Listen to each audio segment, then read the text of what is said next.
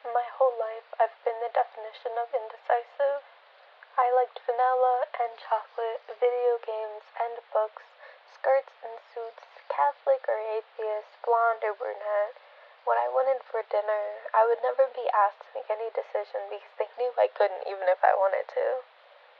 So when I openly announced my undeniable love for girls and boys, I didn't understand how anyone could be surprised. I can never truly say I came out. The first time I tried, everyone around me laughed at my gay joke and simply moved on. I felt privileged in being at a gay school. I held no worries of what my peers would think. Until 2 weeks later, I felt the walls caving in as the people I surrounded myself with turned out to be a little less accepting than I thought. When "oh my god, I totally support you" was followed by an "as long as you don't have a crush on me," all I could do was break into laugh, because with all the disrespect intended, you couldn't fool me if you tried. I could never truly say I came out. The second time I tried to, I came home with a rainbow flag draped on my shoulders and painted on my cheek.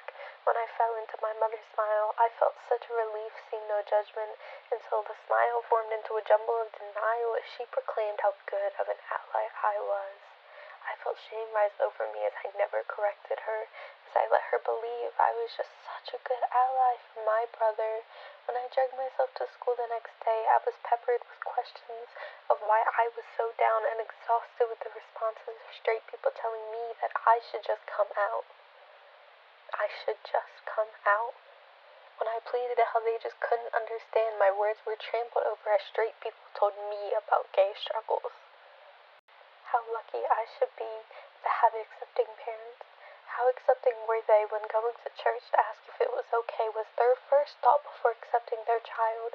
How accepting were they when they silenced my brother's outing until it was convenient with them? How accepting were they when they said it was okay since they have another son to turn out right? I catch myself, what would my mother have done if her pastor told her no? I wondered if she thought she could push her straightness onto me in a bundle packed with M&Ms, fuzzy socks, and religion, that she would pray to God and beg him to forgive me for my sins. The irony in sins. My hand cannot be one with the girls, but can hold the bottles you use to get drunk with. When I hear a man shall not lay with man, I wonder if they know anything at all. If their ignorance is ground as deep as their self-hatred, because if you spend all day thinking what a guy does with his dick, I have some news for you.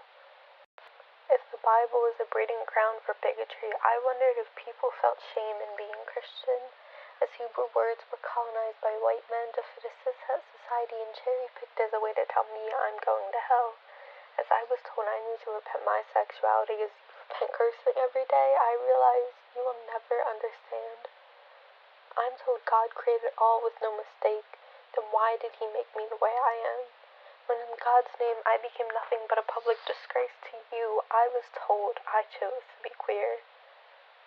I chose to be in fear every day of my life for loving a woman. I chose for my love to be enough to get me arrested in 70 countries and executed in 12.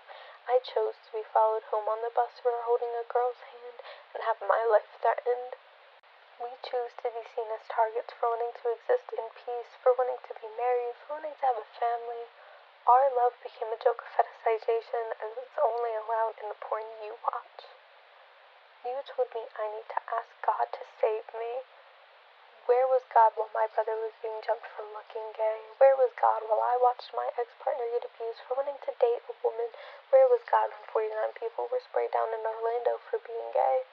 I don't want to pray to God. I don't want to be saved. And I don't want you preaching to me of a religion you don't understand so you can tell me I deserve to die for wanting to be in love.